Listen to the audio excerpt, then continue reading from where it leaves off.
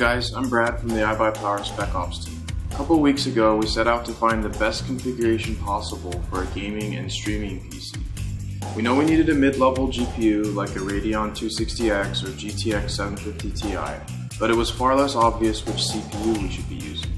If this was just a gaming PC, an Intel i5 is a no-brainer recommendation, but this PC needs to be able to game and stream or record footage simultaneously, and some have suggested that AMD's higher core count is going to push them ahead of Intel's better flat-out performance for this application. It's also worth mentioning that CPU encoding is not the only way to record video through OBS. Intel and Nvidia both offer methods of encoding using portions of their GPU, so we'll be testing these as well. Anyways, now that you know what we're up to, we've selected some hardware for testing. First, we have the i5 4690K combined with a decent Z97 motherboard.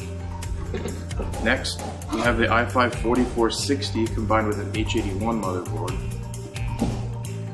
Then from AMD, the FX 8350 with a 970 motherboard. And finally, the FX 6300 combined with a 760 motherboard. This assortment of components starts at around $300 for the 4690K and Z97 board and goes all the way down to about $150 for the FX 6300 with 760 motherboard. To keep things fair, we're going to be using identical components for the rest of the system. Every system will get a GTX 750 Ti graphics card, a 1TB mechanical drive, and 8GB of DDR3. Before we start, we need to make it clear that we actually have two performance goals here. One is that the PC be able to stream in a reasonable quality at a reasonable bitrate for Twitch TV, and the other that the PC can record a high quality 1080p 60 frames per second video for those who want to create content and edit it. To begin benchmarking, we took a look at the different encoding methods. X264, which uses the CPU to encode video, then QuickSync, and then NVENC, which use portions of the GPU to encode. Right away, two things became obvious. The first is that the performance hit while using a GPU encoding method was relatively constant, meaning that no matter what game you were playing or CPU you were using, there was the same very minor, almost unnoticeable overhead. CPU encoding, on the other hand, varied wildly from CPU to CPU and game to game, sometimes making the game unplayable, and other times like you weren't recording at all. The second thing we noticed was that QuickSync was producing a much lower quality of video at any given setting than the other methods. For video recording, this was not an issue since you could just crank the bitrate higher and it would look fine, but that's not a luxury that one has when streaming, and QuickSync was just not able to reliably output a 720p 30 frames per second stream under 2000 kilobits per second. Being able to stream at a high quality and low bitrate is important because it makes your stream more accessible to viewers with slow internet connections, especially those on mobile devices. Right away, we're excluding QuickSync from our results. It's perfectly fine for those who are just casually recording videos, but it's not going to work if you are serious about streaming. So, sticking to just X264 and NVENC encoding, let's take a look at the numbers. For each game, we ran several benchmarks. We started by running an off-stream benchmark a few times in a row to see how repeatable the test was. This is very important because it hugely affects the accuracy of your final results. In the first example, CSGO, we can use the game's built-in replay to create an almost perfectly repeatable test. We saw variation of less than 1% across the first 3 test runs, so we know that our results are going to be directly comparable. Next, we ran an off-stream test with each CPU to see how the game runs without any overhead. Here you can see Intel's clear advantage, producing noticeably higher frame rates than AMD. After that, a test with 1080p 60 frames per second recording at 10,000 kilobits per second. First with CPU encoding, then with NVENC. With a very CPU-bound game like CSGO, you can see the drastic difference. It is very important to note that while recording with OBS, the default settings will always try to give your game priority. So this awful, choppy video you see is not the same as what you experience in-game, indicated by the still rather decent 100 to 250 frames per second benchmark results. However, the effect is definitely noticeable to the player. The NVENC results here are much nicer.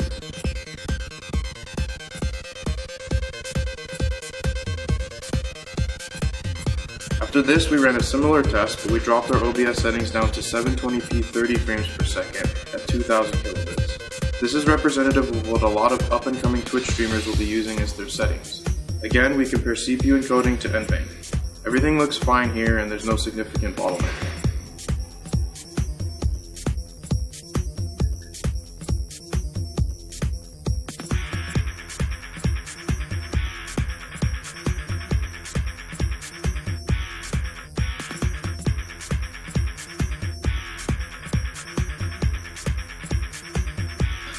Our next title is Battlefield 4. This is a non-repeatable test since we have to actually play in multiplayer to do this. We saw a 12% variation in the FPS data between runs. Basically, this means that one CPU could produce up to 12% lower or higher frame rates, but we still have to consider them potentially equal because that is within our uncertainty bounds. Now that you know how this works, we're going to be speeding through these and we'll offer some conclusions in the end. BF4 runs equally well on the i5 processors and the 8350, but the 6300 can't keep up when you turn on your stream. Just like in CSGO though, the game remains barely playable. It doesn't freeze up as the video would suggest.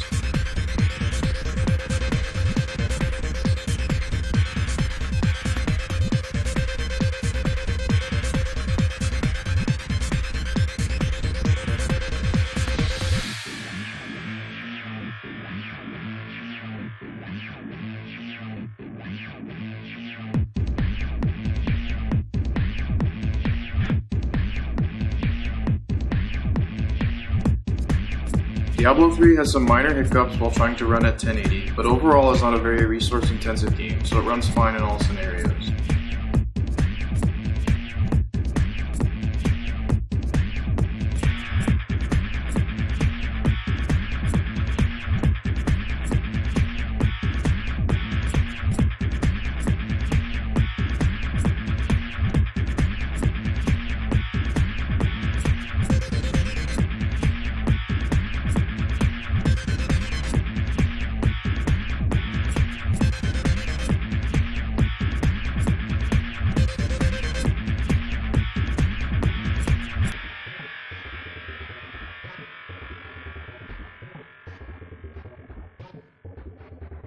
Dragon Age Inquisition runs by default with VSync on, so there's a frame rate cap of 60 FPS. Just like BF4, video flat out freezes with the 6300 and you get no useful footage. We were unable to record a benchmark while using NVENC, but gameplay was still smooth.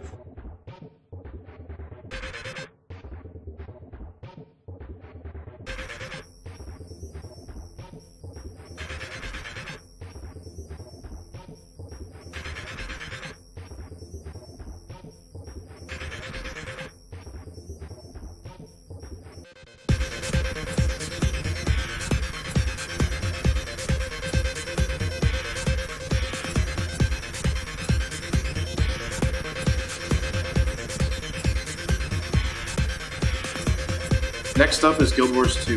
No one CPU did significantly better or worse here.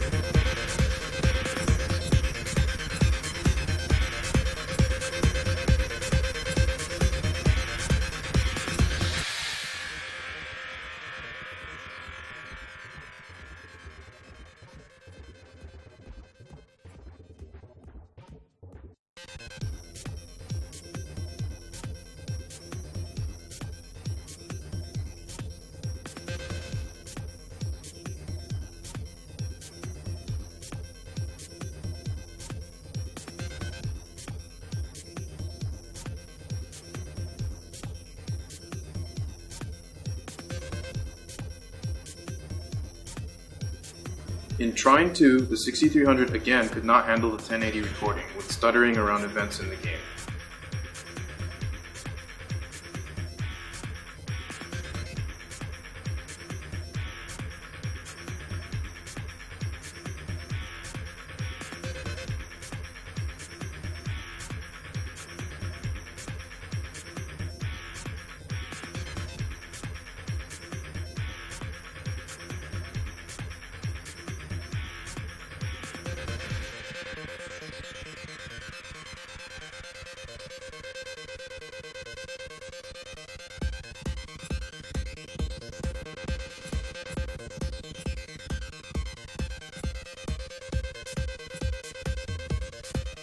World of Warcraft also showed a slight preference for Intel CPUs, especially while streaming, but nothing too drastic.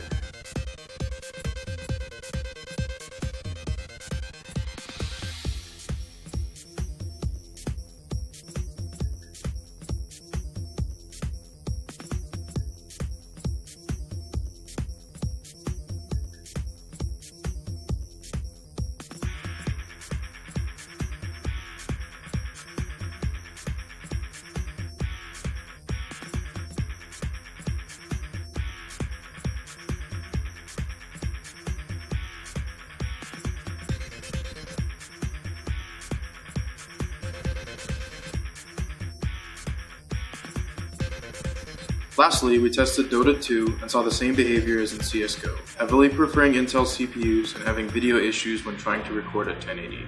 This is another game based on the CPU-bound source engine, so that result is not surprising.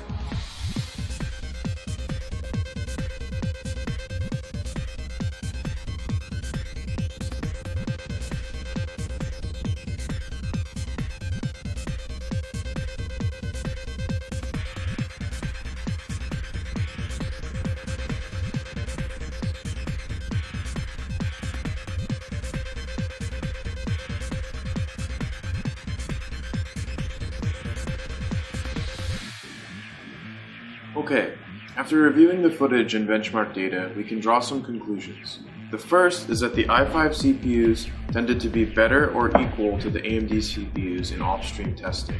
This is consistent with what we've seen time and time again in both internal and external reviews of these CPUs. In most games, it's neck and neck, with no one CPU showing too considerable a lead. However, the two source engine games, CSGO and Dota 2, definitely favored Intel, with AMD's performance actually trailing behind in a noticeable way, especially in Dota 2. Once we look at streaming and recording performance, we are not just comparing frame rates, but the drop in frame rate relative to the off-stream test. For 720p tests, the i5s and 8350 did relatively well, but the 6300 just could not keep up, showing multiple double-digit frame rate drops. In the 1080 tests, the 8-core 8350 did actually shine above the other CPUs for X264 encoding, but could still not handle CSGO or BF4. In fact, none of our CPUs could. We reran these tests with i7 CPUs, and even a 4790K at 4.5 GHz could not do a 1080 stream of Battlefield 4. You needed to run a 6-core CPU to do this, and you need an X79 or X99 platform to do that, which costs hundreds more than what we're working with here. For 1080p 60fps recording, you just have to use some kind of GPU encoding method.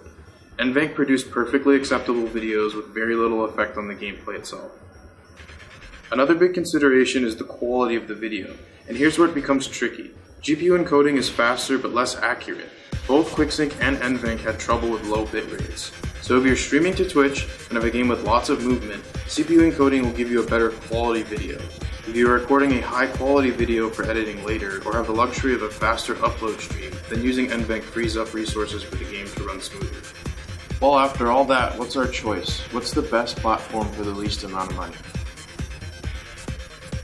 The 6300 was just not up to the task, so it's no longer up for consideration. However, the 8350 just barely loses to the i5s once you look at the big picture.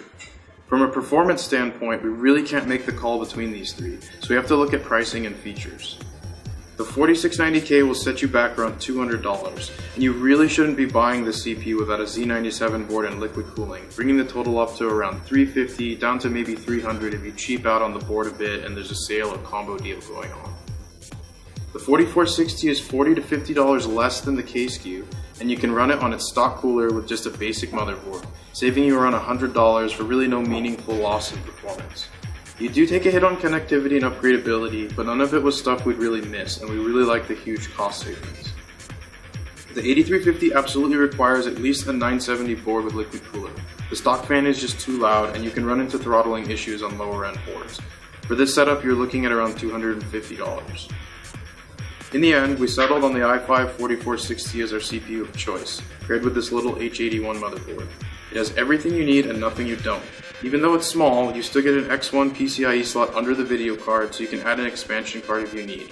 The RAM slots will be fully populated, but we've yet to encounter a usage scenario where you'd need more than the included 8GB of RAM. Another conclusion we've made is that this machine absolutely has to have an NVIDIA graphics card, so that we can use NVENC for encoding. AMD's graphics hardware supports the same features, but it's not yet built into OBS, and we can only recommend based on what's available and works now. For those who are interested, we will provide a link to the configurator for this PC. We've set the default case to the Phantom 240 by popular vote amongst the IBP staff, though you can feel free to change it or any other component to your liking.